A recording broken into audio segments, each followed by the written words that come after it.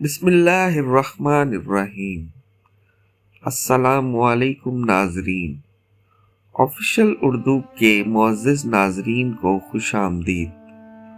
فضل، جس کی پہچان فضل موچی کے نام سے تھی، پچھلی کئی دہائیوں سے چوراہے پر سڑک کے کنارے ایک قد آور درخت کے سائے میں بیٹھ کر اپنے اور اپنے گھر والوں کے لیے لوگوں کے جوتے گانٹ کر پالش کر کے رزق حلال کما رہا تھا۔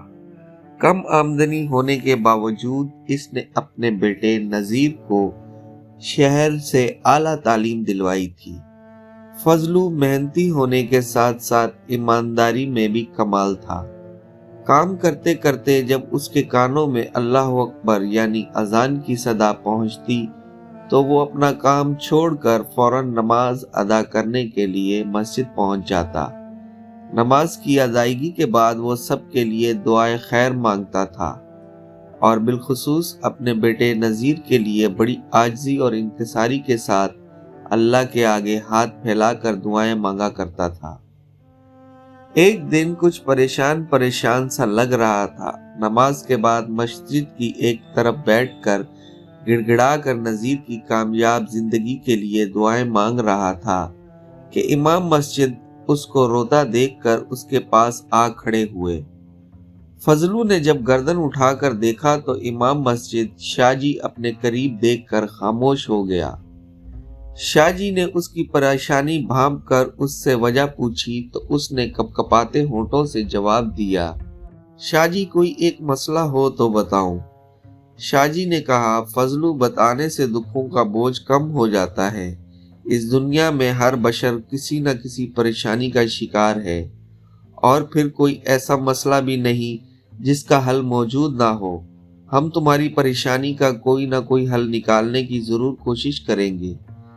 فضلو نے شاہ جی سے کہا، آپ کو بخوبی علم ہے کہ میں نے انتہائی غربت کے باوجود اپنے بیٹے نذیر کو شہر سے اعلیٰ تعلیم دلوائی، مگر اعلیٰ تعلیم یافتہ ہونے کے باوجود وہ خوش نہیں۔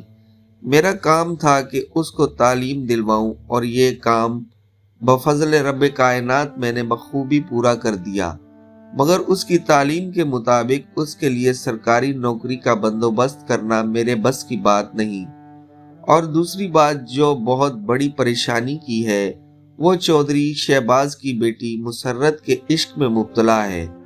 اس کی یہ دونوں باتیں میں پوری نہیں کر سکتا۔ کئی بار اس کو سمجھا چکا ہوں۔ میں نے اس کو یہ بھی سمجھا دیا کہ تعلیم کا مقصد نوکری نہیں بلکہ تعلیم انسان کے اندر شعور پیدا کر کے اسے باکردار بنا دیتی ہے۔ تعلیم انسان کو بہتر انداز میں زندگی گزارنے کے گر سکھاتی ہے۔ تعلیم یافتہ شخص معاشرے کو بدلنے کی پوری صلاحیت رکھتا ہے۔ شاہ جی فضلو کی بات سن کر بولے، اس میں پریشانی والی کوئی بات نہیں، وقت گزرنے کے ساتھ ساتھ سب ٹھیک ہو جائے گا۔ اب تم جا کر کام کرو، کل جمعہ مبارک ہے، تم نذیر کو ہمراہ لے کر جمعے کی نماز ادا کرنے آنا۔ اگلے دن فضلو اور نذیر جب مسجد پہنچے تو اس وقت شاہ جی کا خطاب جاری تھا۔ وہ فرما رہے تھے، نوجوانوں کو اپنے کردار کی طرف ہمیشہ توجہ دینی چاہیے۔ مسلمانوں نے بر صغیر میں 1000 سال سے زیادہ حکومت کی۔ ان کی بہادری کے سامنے کسی میں جرأت نہ تھی کہ وہ سر اٹھا کر بات کر سکے۔ میں یہاں 2-3 مثالیں دے کر اپنی بات کو سمیٹنے کی کوشش کروں گا۔ محمد بن قاسم مسلمانوں کے ماتھے کا جھومر ہے۔ محمود غزنوی نے 17 حملے کرے اور سومناتھ کے بت پاش کر کے اسلام کو جو عزت اور شہرت بخشی، اس کی مثال کہیں اور نہیں ملتی۔ میں یہاں ایک اور نام لینا ضروری سمجھتا ہوں۔ جس نوجوان نے ناموس رسالت پاک پر، دنیا کی زندگی پر اپنی آخرت کی زندگی کو ترجیح دے کر ایک سچے عاشق رسول صلی اللہ علیہ وآلہ وسلم ہونے کا ثبوت دیتے ہوئے گستاخ رسول کو اپنے ہاتھوں سے قتل کر کے واصل جہنم کیا، آج کل غیر ملکی جس طرح اسلام دشمنی میں مسلمانوں کو بدنام کر رہے ہیں، مجھے یقین ہے اگر آج غازی علم دین شہید زندہ ہوتا تو کوئی بھی غیر مسلم اسلام کو بدنام کرنے کی جرأت نہ کر سکتا۔ میں یہ بات اس بھرے مجمع میں دعوے سے کہہ رہا ہوں کہ مجھے آپ میں سے کوئی بھی نوجوان ان کے نقش قدم پر چلتا ہوا نظر نہیں آ رہا۔ ہمیں اپنے کردار، اپنے اعمال پر خاص توجہ دینا ہوگی۔ ہم اسلام کا سچی سپاہی بن کر اگر زندگی گزاریں گے تو کامیابی ہماری منزل ہوگی۔ اس کے بعد جمعۃ المبارک کی نماز ادا کی گئی۔ نماز کے بعد امام صاحب نے جب دعا کے لیے ہاتھ بلند کیے تو مسجد تقریباً خالی ہو چکی تھی۔ دعا کے بعد امام صاحب فضلو اور نذیر کو لے کر اپنے حجرے میں چلے گئے۔ انہوں نے فضلو سے چند باتیں کر کے اسے رخصت کر دیا اور نذیر کو اپنے پاس روک لیا۔ جب وہ نذیر سے باتیں کرنے کے لیے تمہید باندھ رہے تھے، اسی دوران ان کا ایک مرید خاص ان کے پاس آ کر جھک کر سلام کرنے کے بعد بولا، حضور کچھ لوگ آپ سے ملنا اور نذرانے پیش کرنا چاہتے ہیں۔ شاہ جی نے دریافت کیا کہ وہ کیا نذرانے لے آئے ہیں تو مرید نے دونوں ہاتھ پھیلا کر کہا، سرکار وہ پنجاب کے 4-5 موٹے تازے بکرے لائے ہیں۔ بکروں کا سن کر شاہ جی کے چہرے پر ایک مسکراہٹ سی آ گئی۔ انہوں نے مرید سے کہا کہ ان کو مہمان خانے میں بٹھاؤ اور اچھی طرح سے خاطر تواضع کرو، اور ہاں بھولے ڈرائیور کو بھی اندر بھیج دینا، میں نے اس سے کچھ ضروری باتیں کرنی ہیں۔ بھولے ڈرائیور نے اندر آ کر ادب سے سلام کیا تو شاہ جی نے اس سے کہا، 4 سے 5 محافظ اپنے ساتھ لے لو، اور یہ نذیر ہے، اس کو عزت و احترام سے حضرت پیر بابا موجی شاہ سرکار کے آستانے پر اپنے ساتھ لے جاؤ۔ وہاں جا کر مرشد سائیں کو میرا سلام دے کر کہنا کہ یہ بچہ آپ کی دعاؤں اور توجہ کا طلبگار ہے، اس کے لیے آپ خصوصی دعا فرمائیں۔ اور ہاں ان لوگوں کو جو نذرانے لے کر آئے ہیں اندر حجرے میں بھیج دینا۔ بھولا نذیر کو لے کر چل پڑا۔ اس کی گاڑی جب پیر بابا موجی سرکار کے آستانے کی گلی میں پہنچی تو وہاں بے پناہ رش تھا۔ انہوں نے تھوڑی دور ہی گاڑی کھڑی کر دی اور پیدل چل پڑے۔ جب نذیر آستانے کے اندر داخل ہوا تو اس نے لوگوں کی ایک بڑی تعداد کو قطار باندھے مرشد سائیں کی قدم بوسی کا منتظر پایا۔ وہ لوگ اپنی باری پر مرشد سائیں کے ہاتھوں کا بوسہ لیتے اور ایک طرف ہو کر احتراماً بیٹھ جاتے۔ کچھ لوگ دعاؤں میں بھی مصروف دکھائی دیتے۔ لوگ غلے میں نذرانے کے پیسے بھی ڈال رہے تھے اور کچھ لوگ وہاں بنے مزار کے ساتھ اپنی عقیدت کا اپنے اپنے انداز میں اظہار کر رہے تھے۔ نذیر کے لیے یہ سب کچھ نیا نیا تھا۔ وہ یہ سب دیکھ کر حیران ہوئے جا رہا تھا۔ وہ خاموشی سے ایک طرف بیٹھ کر لوگوں کی مرشد سائیں کے ساتھ عقیدتیں دیکھ رہا تھا۔ وہ مرشد سائیں کے سامنے نہ تو لوگوں کی طرح احتراماً جھکا تھا اور نہ ہی قدم بوسی کی تھی۔ وہ یہ سب دیکھ کر حیران ہو رہا تھا کہ اچانک کچھ نقاب پوشوں نے وہاں آستانے کے اندر داخل ہو کر فائرنگ شروع کر دی۔ سب سے پہلے مرشد سائیں کے ارد گرد جھومنے والے ملنگ کو گولی لگی۔ مرشد سائیں کے محافظوں نے ان کے آگے حفاظتی حصار بنا دیا۔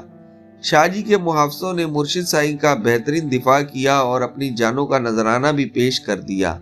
دونوں طرف سے بھرپور فائرنگ ہو رہی تھی۔ کچھ لوگ جانیں بچانے کے لیے مزار کے اندر ہی جا چھپے تھے۔ بات جب حد سے آگے بڑھنے لگی تو نذیر نے اپنے ساتھ آئے ایک محافظ سے اسلحہ لے کر فائرنگ شروع کر دی۔ نذیر کے ہاتھوں میں اسلحہ دیکھ کر وہ لوگ وہاں سے بھاگ گئے۔ چند کو نذیر عبرت کا نشانہ بنا بھی چکا تھا۔ وہ لوگ پیر بابا کو مارنے آئے تھے تاکہ اس کے بعد وہ آسانی سے خزانہ بھی لوٹ سکیں۔ اتنی دیر میں پولیس بھی آ گئی۔ زخمیوں کو 1122 کے گاڑیوں ہسپتال پہنچا رہی تھی۔ سارے کام مکمل ہونے کے بعد پولیس نے لوگوں سے پوچھ گچھ کی تو نذیر نے سنا 2 لوگ بلو بٹ کا نام لے رہے تھے کہ یہ کام بلو بٹ کے ساتھیوں کا ہو سکتا ہے، کیونکہ اس سے پہلے آستانے اور مزار پر بلو بٹ کا قبضہ تھا اور مرشد سائیں نے ڈی ایس پی قادر بخش کے تعاون سے بلو بٹ کو وہاں سے بے دخل کیا تھا۔ قادر بخش کو مزار کمیٹی کے ممبران میں بھی شامل کر لیا گیا تھا۔ جب بلو بٹ سے قبضہ ختم کروایا گیا تھا تو اس وقت بھی بہت خون خرابہ ہوا تھا۔ بلو بٹ جانتا تھا کہ مزار کی آمدنی سالانہ کروڑوں میں ہے۔ چند دن میں اس واقعے کا مقدمہ جب عدالت میں شروع ہوا تو مرشد سائیں بھی عدالت حاضر ہوئے۔ ان کا بیان تھا کہ اللہ والوں سے کسی کی کیا دشمنی ہو سکتی ہے، اللہ والے کسی کے بارے میں ایسا سوچنا بھی گناہ سمجھتے ہیں۔ جب نذیر کو بلایا گیا تو اس نے بیان دیا کہ وہ نہ تو کسی کو جانتا ہے اور نہ وہ کسی کو پہچان سکتا ہے۔ اس سے قبل وہ آستانے پر کبھی آیا بھی نہ تھا، اور یہ کہ اسے شاہ جی نے مرشد سائیں کی زیارت کو بھیجا تھا۔ اسے یہ تک معلوم نہیں تھا کہ مرشد سائیں کون ہے اور لوگوں کا ان سے عقیدت کا کیا تعلق و رشتہ ہے۔ میں ہر بات سے بے خبر ہوں، مگر ایک بات کہنا چاہوں گا کہ وہ لوگ مرشد سائیں کو قتل کرنے کا ارادے سے آئے تھے اور خزانہ بھی لوٹنا چاہتے تھے، مگر ناکام رہے۔ اس کے بعد مرشد سائیں نے کہا کہ میں اللہ کی رضا کی خاطر اپنے ساتھیوں کا خون معاف کرتا ہوں۔ اس سے اگلے دن نذیر نے مرشد سائیں سے کہا، حضور آپ نے جانتے ہوئے بھی عدالت میں بلو بٹ کا نام کیوں نہیں لیا؟ اس کے پیچھے کیا راز ہے؟ کچھ ہمیں بھی عطا کر دیجئے۔ مرشد سائیں نے نذیر کی باتیں سن کر کہا، بیٹا گواہی اس بات کی دی جاتی ہے جس کو آپ نے اپنی آنکھوں سے دیکھا ہو یا کانوں سے سنا ہو۔ اگر یہ کام بلو بٹ لے کر کروایا تو وہ اللہ تعالیٰ کی پکڑ میں کبھی نہ کبھی آ جائے گا اور کبھی بچ نہیں سکتا۔ ایک مرید نے پوچھا، مرشد سائیں زخمی اور جاں بحق ہونے والے افراد کی داد رسی کون کرے گا؟ تو مرشد سائیں نے کہا کہ حکومت نے ان لوگوں کے لیے کچھ فنڈ مخصوص کیے ہیں، وہ ناکافی ہیں۔ اگر حکومت نے مکمل تعاون نہ کیا تو مزار کے خزانے نذرانوں سے ضرور ان کی بہتر خدمت کی جائے گی۔ اب تو مزار پر عقیدت مندوں کی آمد و رفت بھی کم ہو چکی ہے۔ مرشد سائیں سے آستانے پر ملنے والے عقیدت مند جو ڈھیروں نذرانے پیش کرتے تھے، ان کی تعداد گنتی میں رہ گئی ہے۔ اس دن نماز کے بعد نذیر نے امام مسجد شاہ جی سے ملاقات کی اور کئی سوالات کر ڈالے، جن کا جواب دینا شاہ جی نے مناسب نہ سمجھا اور خاموش رہے۔ نذیر کے بار بار اصرار اور سوالوں پر شاہ جی نے یوں فرمایا، ہر انسان کے اندر کوئی نہ کوئی خرابی ہوتی ہے اور ساتھ میں کئی نیکیاں بھی ہوتی ہیں۔ میں اتنا جانتا ہوں کہ بلو بٹ ہمیشہ غریب اور دکھی انسانیت کے کام آتا رہا ہے۔ اس کے اندر جو خرابیاں ہیں وہ خود اللہ کو جواب دہ ہے۔ ہم کون ہوتے ہیں کسی کا حساب کتاب کرنے والے؟ نذیر بیٹا، یہ دنیا اسی کی ہے جس کے پاس طاقت اور دولت ہے، مگر معاشرے کی بھلائی بس قانون کی حکمرانی سے مشروط ہے۔ اگر قانون کی حکمرانی ہو تو چوروں ڈکیتوں کے پاس کیا بچے گا؟ آج کل کے حالات میں لوگ بے لوث خدمت کرنے والوں کو بھی معاف نہیں کرتے۔ انسانیت تو اسی میں ہے کہ مصیبت میں کسی کے کام آیا جائے۔ نذیر شاہ جی کی باتیں سن کر خاموش ہی رہا۔ اس کو شاہ جی کی باتوں سے تسلی نہیں ہوئی تھی۔ جب وہ گھر واپس آیا تو بہت پریشان تھا۔ اس نے گھر داخل ہوتے ہی کسی کو سلام تک نہ کیا۔ فضلو بیٹے کی پریشانی دیکھ کر بولا، بیٹا کیا بات ہے؟ تم نے آج گھر میں داخل ہو کر کسی کو سلام تک نہ کیا؟ نذیر نے ان کے قریب آ کر کہا، یہ بلو بٹ کون ہے اور کیسا آدمی ہے؟ فضلو بیٹے کی بات سن کر بولے، ویسے تو بلو بٹ کی کوڑے والے پلاٹ کے سامنے برف کی دکان ہے اور ساتھ میں وہ نمک کا کام بھی کرتا ہے۔ نذیر نے کہا، ابو یہ سوچنے والی بات ہے کہ جس طرح وہ دکھی انسانیت کی دل کھول کر امداد کرتا ہے، یہ کام نمک اور برف کی آمدنی سے تو نہیں ہو سکتا۔ فضلو نے نذیر سے پوچھا کہ وہ بلو بٹ کے بارے میں کیوں جاننا چاہتا ہے؟ تو نذیر نے کہا، ابو جی کچھ دن پہلے حضرت شاہ سرکار کے مزار پر جو حملہ ہوا تھا، وہاں موجود لوگوں کی بات چیت کے مطابق وہ بلو بٹ کے لوگوں نے کیا تھا، کیونکہ مرشد سائیں سے پہلے وہ گدی پر قبضہ جمائے بیٹھا تھا اور مرشد سائیں نے بھی اس سے مزار اور آستانے کا قبضہ طاقت کے زور پر لیا تھا۔ فضلو نے نذیر کی بات سن کر کہا، بیٹا یہ بات بہت پرانی ہو چکی ہے۔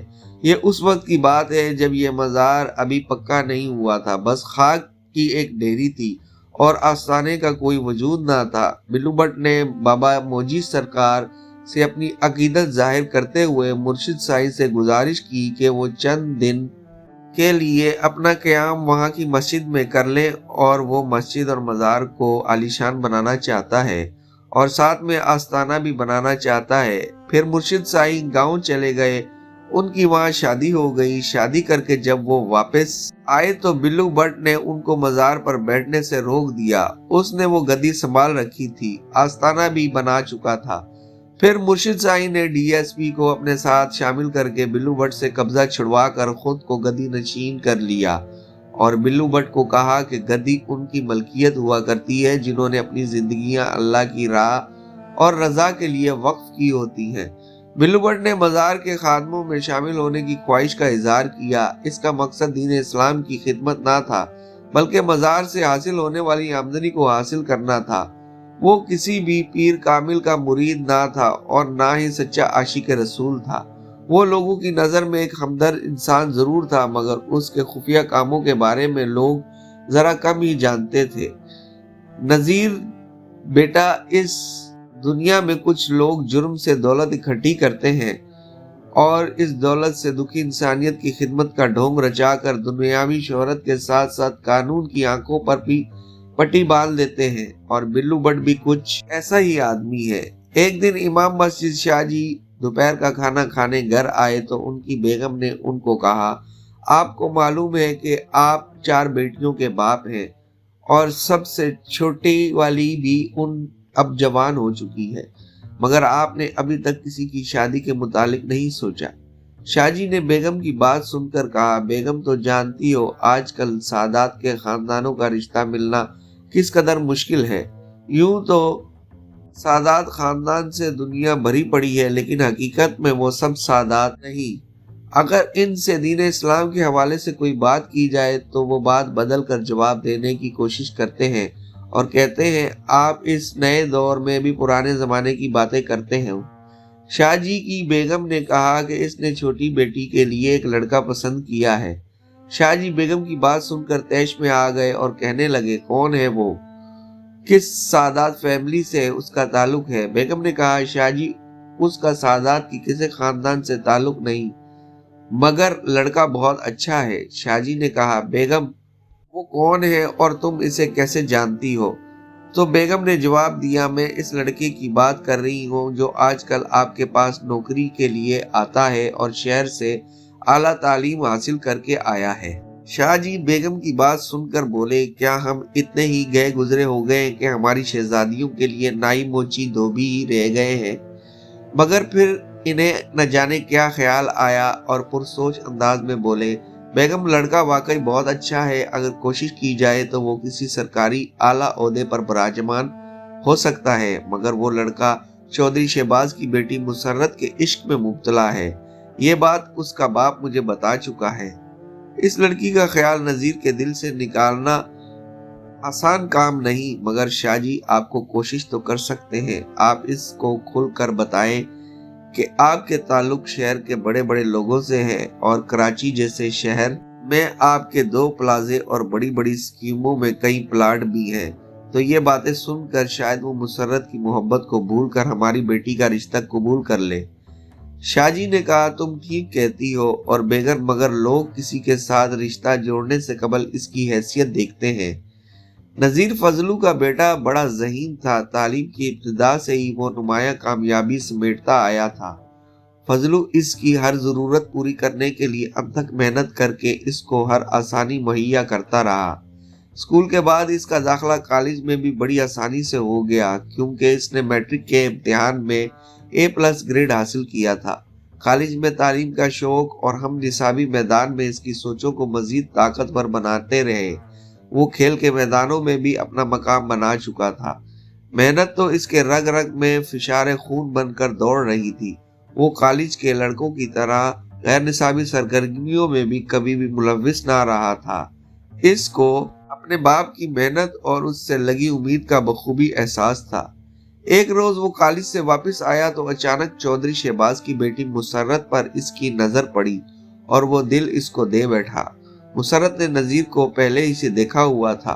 नज़ीर का अंदाज, इसकी शक्ल सूरत ने मुसर्रत को हमेशा एक एहसास दिया था और इसी एहसास का नाम मोहब्बत हुआ करता है। मगर नज़ीर को क्या मालूम कि घर के जिसको वो आज अपना दिल दे बैठा है वो इसको पहले ही से चाहती है। नज़ीर की मोहब्बत परवान चढ़ती रही। वो यूनिवर्सिटी गया, वहां से आला तालीम की डिग्री आला नंबरों में हासिल की तो पूरा इलाका फजलू के बेटे की इस शानदार कारकर्दगी पर खुश था। मुसर्रत तो बहुत मसरूर थी।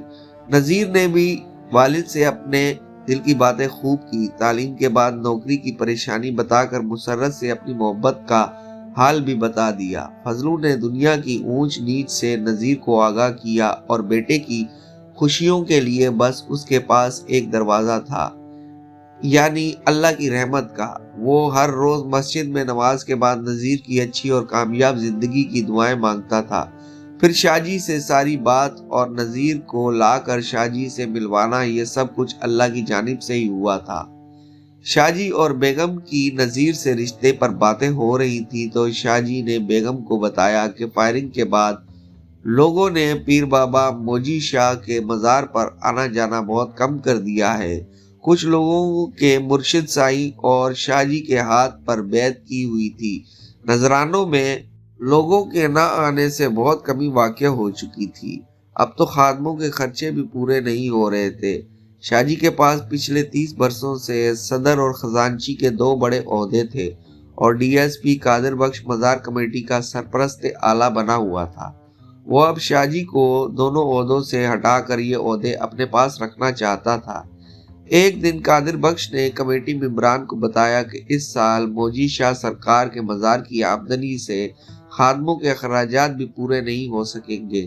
ہم سب کو مل کر اس معاملے پر غور کرنا ہوگا۔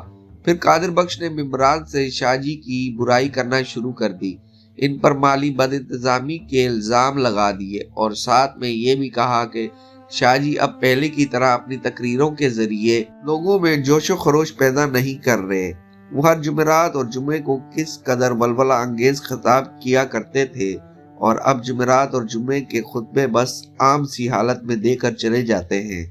تو ممبران نے قادر بخش سے کہا، جناب آپ کو تو معلوم ہے کہ حکومت نے خطاب پر بلا جواز پابندی عائد کر رکھی ہے، تو آپ کیا چاہتے ہیں کہ شاہ جی قانون کی خلاف ورزی کریں اور پہلے کی طرح خطاب کریں؟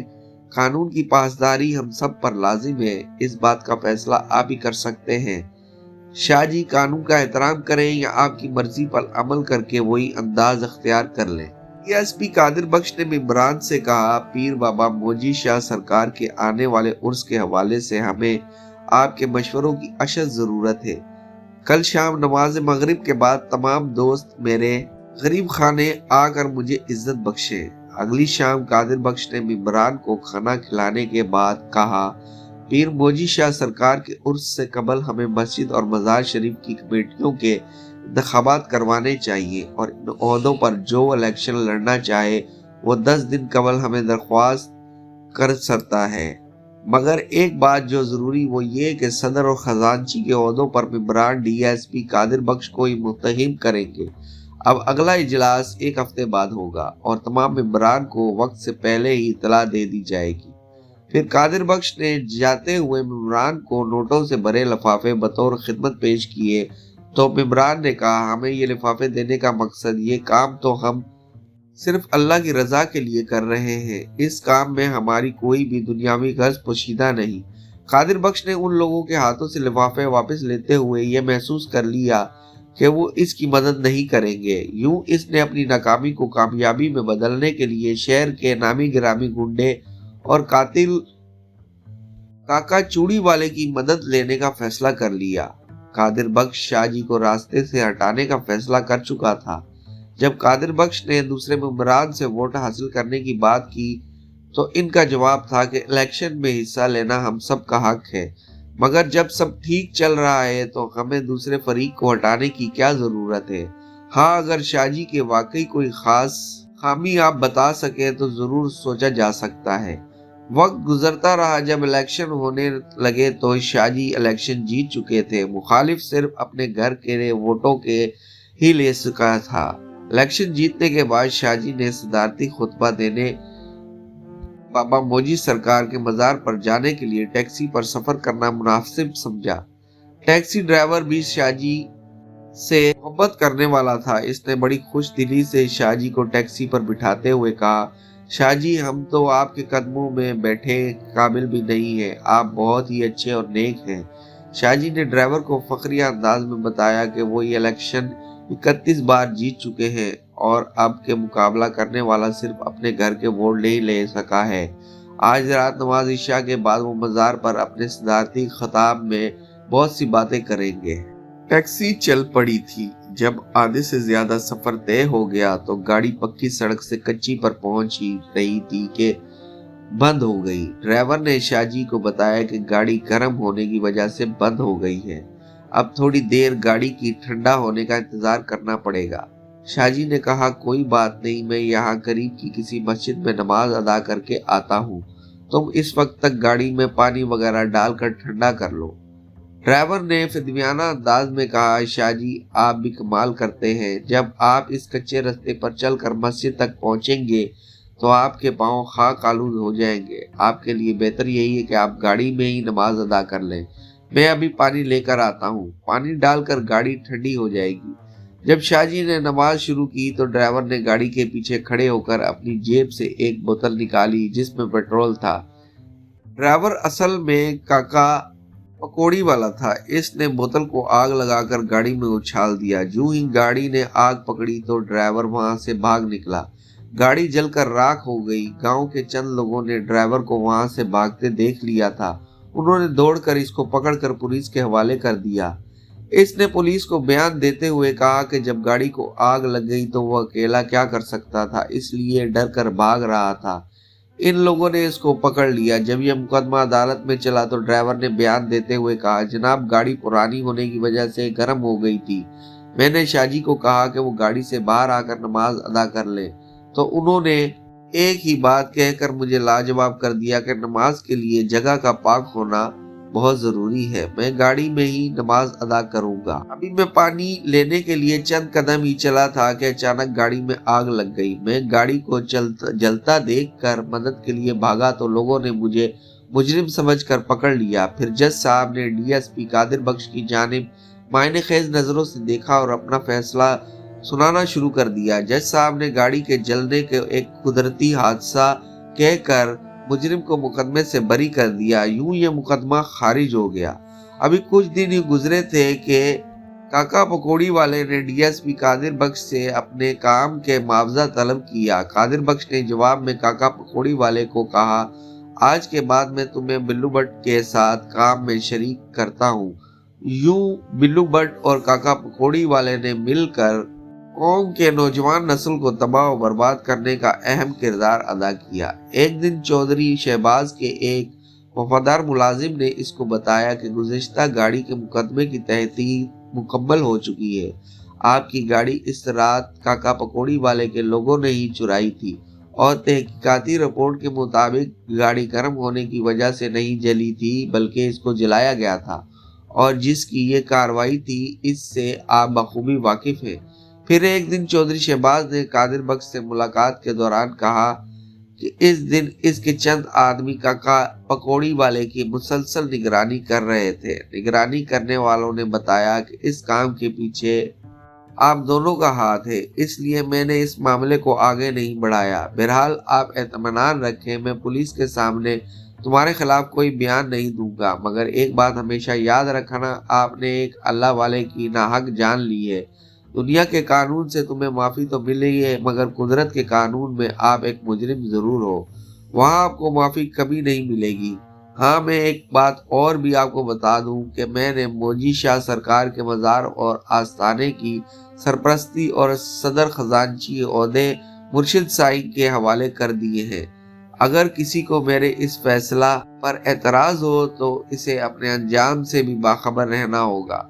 शाहजी की इस दर्दनाक मौत के बाद वहाँ के जुमला इख्तियारात मुर्शिद साईं को दे दिए गए थे।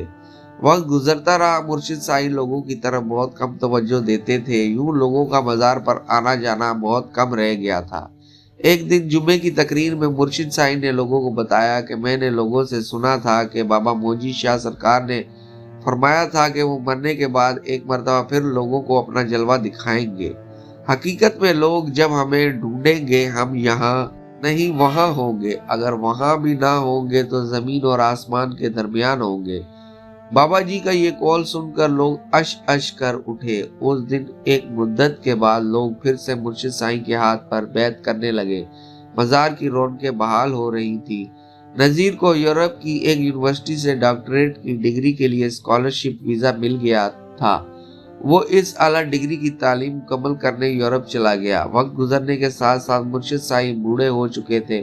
انہوں نے لوگوں سے ملنا جلنا بھی بہت کم کر دیا تھا۔ وہ بغیر سہارے کے کھڑے بھی نہ ہو سکتے تھے۔ ایک دن وہ حجرے میں آرام کی غرض سے لیٹے ہوئے تھے کہ ایک خدمتکار نے آ کر باہر ایک خاتون کے جنازے کی آمد کا بتایا۔ وہ جنازے کا سن کر خادم کے کندھوں پر ہاتھ رکھ کر باہر آ گئے۔ جس خاتون کا جنازہ تھا اس کے خاندان والوں نے مرشد صاحب کو بتایا کہ خاتون نے مرنے سے قبل کہا تھا کہ اگر میں مر گئی تو میری نعش مرشد صاحب کے حوالے کر دینا اور کہہ دینا کہ عبداللہ کی بیٹی سریہ جس کے ساتھ 25 سال قبل آپ کا نکاح ہوا تھا یہ اس کی لاش ہے۔ مرشد صاحب ان کی بات سن کر ایک دم چونک پڑے اور پرانی یادوں کی ایک ریل ان کے دماغ کے پردہ اسکرین پر چل پڑی۔ سریہ کہا کرتی تھی، جمیل تم جان بوجھ کر مجھے چھوڑ گئے، تم نے پلٹ کر بھی کبھی خبر نہیں لی، تم نے کسی اور سے بھی شادی کر لی۔ میں تم سے آج اپنے کسی سوال کا جواب نہیں مانگوں گی، میں آج ساری دنیا چھوڑ کر ہمیشہ کے لیے تمہارے پاس آ گئی ہوں۔ مرشد صاحب یہ ساری باتیں سوچ کر رو پڑے۔ انہیں یہ بھی یاد تھا کہ پیر بابا نے کہا تھا کہ دنیا کی منزل پانے سے کہیں بہتر ہے کہ آخرت کی منزل حاصل کر لو۔ اسی وقت ایک بزرگ آدمی نے ایک لڑکے کو ان کے پاس لا کر کھڑا کیا۔ مرشد صاحب یہ سریہ اور آپ کا بیٹا ہے۔ سریہ نے اس لڑکے کو بہترین تعلیم دلوا کر فوج کا بڑا آفیسر بنوا دیا ہے۔ اس لڑکے نے آگے بڑھ کر اپنے بابا کے قدموں کا بوسہ لیا اور گلے لگا کر خوب پیار کیا۔ مرشد صاحب نے نماز جنازہ پڑھا تو لیا وہ اچانک گر پڑے۔ فوجی آفیسر بیٹا باپ کے پاس پہنچا تو دیکھا کہ ان کی روح بھی کف سے انصری سے پرواز کر چکی تھی۔ چودھری شہباز اپنے کھیت ختم کر کے ہاؤسنگ اسکیم شروع کر دی تھی۔ وقت کے ساتھ ساتھ گاؤں کا شہر کا فرق مٹتا چلا گیا۔ اب حالات یکسر بدل چکے تھے۔ بابا موجی شاہ سرکار کے مزار کے ارد گرد بہتحاشا ٹریفک اور اس کی رکاوٹوں کی وجہ سے لوگوں کو کئی گھنٹے دگنا پڑتا تھا۔ محکمہ اوقاف والوں کے پاس ہر روز ان رکاوٹوں کی شکایتیں آتی رہتی تھی۔ محکمہ اوقاف نے اس مسئلے کا حل عوامی نمائندے کے حوالے کر دیا تھا۔ پھر ایک دن ڈپٹی کمشنر نے چودھری شہباز کو اپنے دفتر بلوا کر اس کو اعتماد میں لے کر ایک سفید کاغذ پر دستخط کرنے کو کہا۔ اس کو یہ بھی کہا گیا کہ لوگ اس پر اعتماد اور بھروسہ کرتے ہیں، ہم اپنی کی رضامندی سے ہٹ کر کچھ بھی نہیں کر سکتے۔ چودھری شہباز نے حقیقت جانے بغیر دستخط کر دیے۔ اگلے دن گاؤں میں نماز مغرب کے بعد کرفیو لگا دیا گیا۔ اس کرفیو کا دورانیہ 2 گھنٹے بتایا گیا۔ لوگوں کرفیو کا ایک دوسرے سے معلوم کرتے مگر کسی کو کوئی خبر نہ تھی۔ اگلے دن دوپہر کے وقت جب ٹریفک کو کھول دیا گیا تو لوگ گزرتے ہوئے اس بات کو بھول گئے کہ یہاں کوئی مزار تھا۔ حکومتی اہلکاروں نے ایک ہی رات میں بابا موجی شاہ سرکار کا مزار کسی دوسری جگہ منتقل کر دیا تھا۔ جب منتقلی کی عوام نے وجہ پوچھی تو ان کو چودھری شہباز کے دستخط شدہ کاغذات دکھا دیے گئے اور کہا کہ یہ مزار چودھری شہباز کی ہاؤسنگ اسکیم کے راستے کی بڑی رکاوٹ تھا، اس وجہ سے منتقل کیا گیا ہے۔ اس واقعے کے بعد لوگ چودھری شہباز سے نفرت کرنے لگے تھے۔ لوگوں کی ایک بڑی تعداد نے اس کو عوامی نمائندہ ماننے سے انکار کر دیا اور آئندہ اس کا ساتھ نہ دینے کا فیصلہ کر لیا، کیونکہ اس نے بابا موجی شاہ سرکار کے مزار کی منتقلی کی منظوری دی تھی۔ ان سب کا خیال تھا کہ اب وہ کسی پڑھے لکھے آدمی کو اپنا ووٹ دیں گے جو اسمبلی میں بیٹھ کر اپنے علاقے کی فلاح و بہبود کے لیے کام کر سکے۔ پھر گاؤں کے لوگوں کی انتخابات فضل موچی کے بیٹے نذیر پر پڑی۔ نذیر جب یورپ سے تعلیم مکمل کر کے وطن واپس آیا تو اپنے گاؤں کی بڑی بڑی سڑکیں دیکھ کر ششدرا رہ گیا۔ جب اس کی گاڑی موجی شاہ سرکار کی چوک سے گزری تو مزار کی جگہ ایک خوبصورت فوارہ چل رہا تھا۔ خوبصورت روشنیاں رقص کرتی محسوس ہو رہی تھی۔ نذیر جب گاؤں پہنچا تو لوگوں نے اس کو اپنے کندھے پر اٹھا لیا۔ الیکشن کا وقت آنے پر لوگوں نے نذیر کو زبردستی الیکشن میں حصہ لینے پر مجبور کر دیا۔ نذیر جب کاغذات جمع کروانے گیا تو الیکشن آفس میں چودھری شہباز کے کاغذ بھی داخل کروائے گئے تھے۔ چودھری شہباز کی ولدیت کے خانے میں وہ اپنے دادا کا نام پڑھ کر حیران ہو گیا اور سوچنے لگا کہ ابا نے کیوں چودھری شہباز کے بارے میں ہمیشہ بے خبر رکھا، جبکہ چودھری شہباز فضلو کا سگا بھائی ہے۔ وقت گزرتا رہا لیکن الیکشن ہوئے اور نذیر یہ الیکشن جیت گیا۔ اب چودھری شہباز نے فضلو کو عوام کے سامنے گلے لگا کر بتایا کہ فضلو موچی میرا بڑا بھائی ہے۔ نذیر نے لوگوں کو مخاطب کرتے ہوئے کہا، میں جان چکا ہوں کن لوگوں نے پیر بابا موجی شاہ سرکار کا دربار یہاں سے ہٹانے میں حکومتی کارندوں کی مدد کی تھی۔ وہ لوگ اپنے انجام کو پہنچ چکے ہیں جنہوں نے برے کام کیے، میں ان کا نام لے کر بتانا ضروری سمجھتا ہوں۔ بلو بٹ نے شدید بیماری میں خود کو گولی مار کر خودکشی کی ہے۔ کاکا چوڑی والا شاہ جی کا قاتل پولیس مقابلے میں مارا گیا۔ ڈی ایس پی قادر بخش کومے کی حالت میں ہے۔ میں آپ لوگوں سے گزارش کرتا ہوں، آؤ آج مل کر چلیں حضرت بابا موجی شاہ سرکار کے چوک میں، وہاں اپنے ہاتھوں سے چراغ جلا کر لوگوں کو بتا دیں اللہ کے نیک لوگ مرا نہیں کرتے، زندہ رہتے ہیں۔ نذیر نے لوگوں کو بابا سرکار کا یہ قول بھی سنایا، حقیقت میں لوگ جب ہمیں ڈھونڈیں گے تم ہمیں یہاں نہیں ہوں گے، وہاں ہوں گے، اگر وہاں نہیں ہوں گے تو زمین اور آسمان کے درمیان ہوں گے۔ نذیر کو اپنے ساتھ امام مسجد شاہ جی شہیدوں کی محبتوں کا بڑا مان تھا۔ شاہ جی کی بیگم نذیر سے چھوٹی بیٹی کا رشتے کے حوالے سے اظہار کر چکی تھی۔ نذیر شاہ صاحب کی محبت کو یاد کرتے ہوئے مسرت سے اپنی محبت کی ایک طرف رکھ کر ان کی چھوٹی بیٹی سے شادی کر کے ان دونوں خاندانوں کو خوشیاں دے چکا تھا۔ اپنی بیگم کے ساتھ ہنسی خوشی رہ کر علاقے کی عوام کی خدمت میں مصروف عمل ہو چکا تھا۔ ہر طرف امن و محبت کے ماحول تھا اور یہ سب اس کی اعلیٰ تعلیم اور تربیت کی وجہ سے